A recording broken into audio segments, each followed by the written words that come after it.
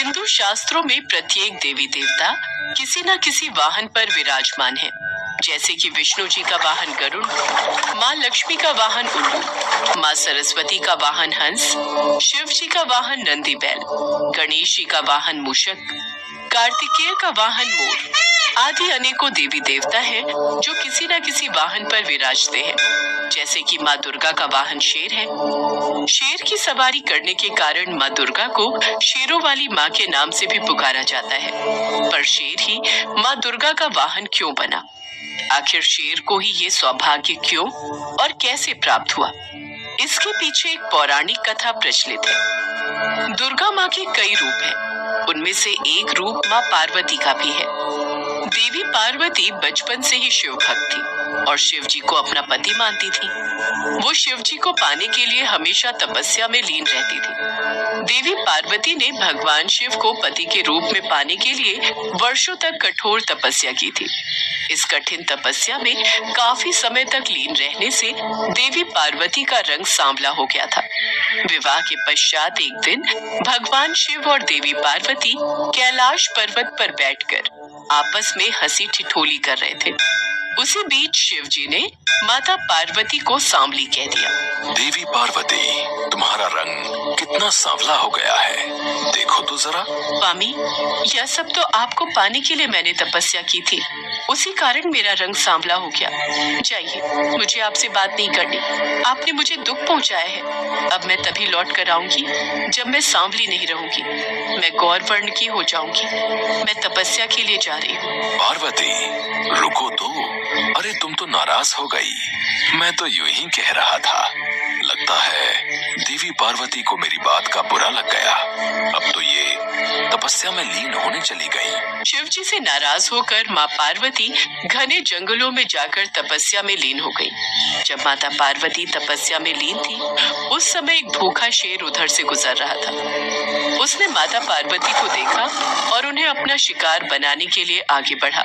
अरे, ये तो तपस्या में लीन है। मेरी गर्जना का इन पर कोई प्रभाव नहीं हो रहा। मुझे इनकी तपस्या भंग होने का इंतजार करना होगा।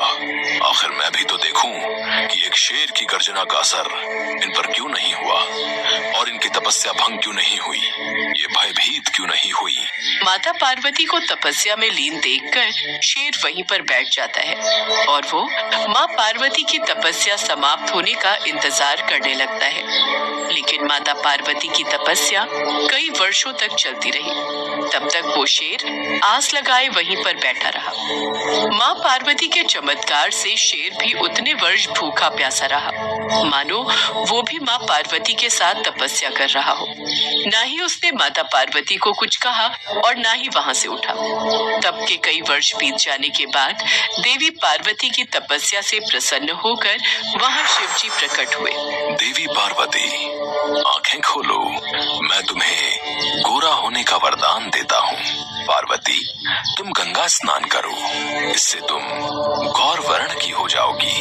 अपने उज्जवल गौर वर्ण के कारण अब से संसार आपको गौरी के नाम से भी जानेगा और आपका सांवला वर्ण कौशिकी देवी के नाम से जाना जाएगा। आप धन्य हैं प्रभु। तभी देवी पार्वती की नजर वहाँ बैठे एक शेर पर जाती है। अरे, ये शेर यहाँ कैसे? देवी पार्वती, इसे देखकर तो ऐसा प्रतीत हो रहा है कि वर्षों से ये भी आपके साथ ही यहीं तपस्या में बैठा हुआ है। माता पार्वती, भगवान शिव, मेरा प्रणाम स्वीकार कीजिए। आपका कथन सत्य है। मैं इसी विचार से देवी पार्वती पर आक्रमण करने ही वाला था, पर देवी पार्वती के अलौकिक चमत्कार से मैं रुक गया। मेरे हाथों से यह अपराध होने से माँ ने मुझे रोक दिया। मुझे क्षमा कीजिए माता। प्रभु, जैसे मैंने इतने दिनों तक तपस्या की, ठीक उसी तरह इस शेर ने भी मेरी प्रतीक्षा में तपस्या की है। मुझे इसकी तपस्या का फल इसे देना ही चाहिए। पर मैं ऐसा क्या करूं कि जिससे जगत में इसकी प्रशंसा हो? माँ, मैं आपकी सवारी बनना चाहता हूँ। आपको अपनी पीठ पर बिठाना चाहता हूँ। मैं चाहता हूँ जगत में मैं आपके वाहन के रूप में जाना जाऊं। मुझे ये वरदान दीजिए माँ, मुझ पर कृपा कीजिए। मैं आपके अंग संग रहकर आपकी सेवा और भक्ति करना चाहता हूँ।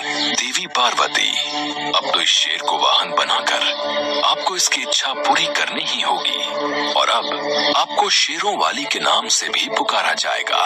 देवी पार्वती मुस्कुरा देती हैं और शेर को वरदान देते हुए उसे अपना वाहन बना लेती हैं।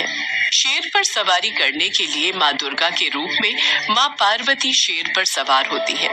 तभी स्वर्ग में उपस्थित सभी देवी देवता उन पर फूलों की वर्षा करने लगते हैं। गंगा में स्नान करके माँ पार्वती माँ गौरी के रूप में जानी जाने लगी। उनका श्याम वर्ण कौशिकी देवी के नाम से प्रसिद्ध हुआ और शेर की सवारी करने वाली माँ दुर्गा के रूप में पूरा संसार उन्हें शेरों वाली के नाम से पुकारने लगा और तभी से शेर माँ दुर्गा का वाहन बन गया।